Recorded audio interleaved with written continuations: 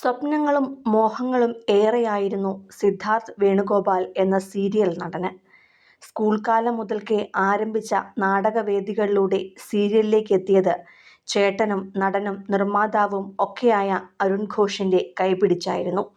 എന്നാൽ കരിയറിൽ ചുവടുറപ്പിച്ച് നിൽക്കാൻ സാധിക്കും മുന്നേ ശരീരത്തിലുണ്ടായ അസഹ്യമായ വേദനകൾ അപൂർവമായ ക്യാൻസർ രോഗത്തിന്റെ ലക്ഷണങ്ങളാണെന്ന് തിരിച്ചറിഞ്ഞപ്പോൾ തൻ്റെ സ്വപ്നങ്ങൾക്കുമേൽ കരിനിഴൽ വീണ ഭയമായിരുന്നു സിദ്ധാർത്ഥിന്.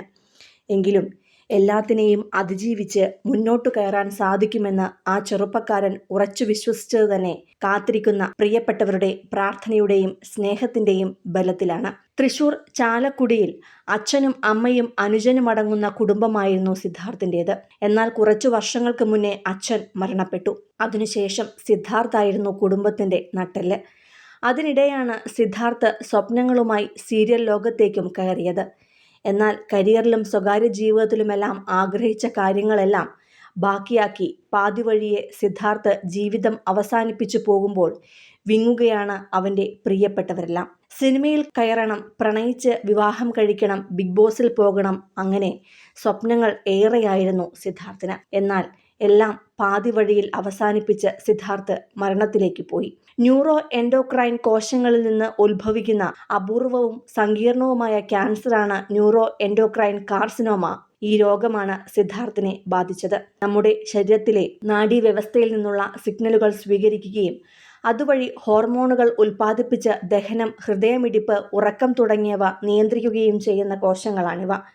ഈ കോശങ്ങളിലേക്ക് ക്യാൻസർ എത്തുമ്പോൾ ഇത് പെട്ടെന്ന് വളരുകയും ശരീരത്തിൻ്റെ മറ്റു ഭാഗങ്ങളിലേക്ക് വ്യാപിക്കുകയും ചെയ്യും.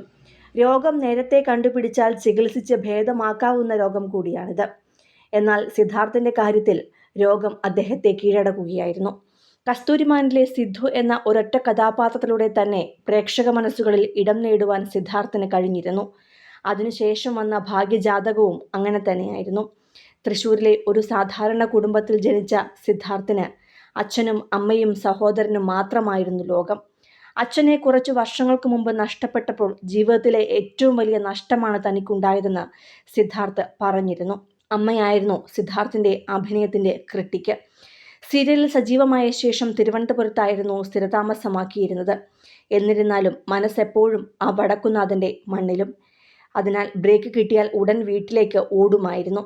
സ്കൂൾ കാലത്ത് തന്നെ അഭിനയത്തിലുള്ള കഴിവ് സ്വയം തിരിച്ചറിഞ്ഞ സിദ്ധാർത്ഥ് സ്വപ്നങ്ങൾക്ക് പിന്നാലെയുള്ള യാത്ര അവസാനിപ്പിച്ചാണ് ഇപ്പോൾ മരണത്തിലേക്ക് പോയിരിക്കുന്നതും.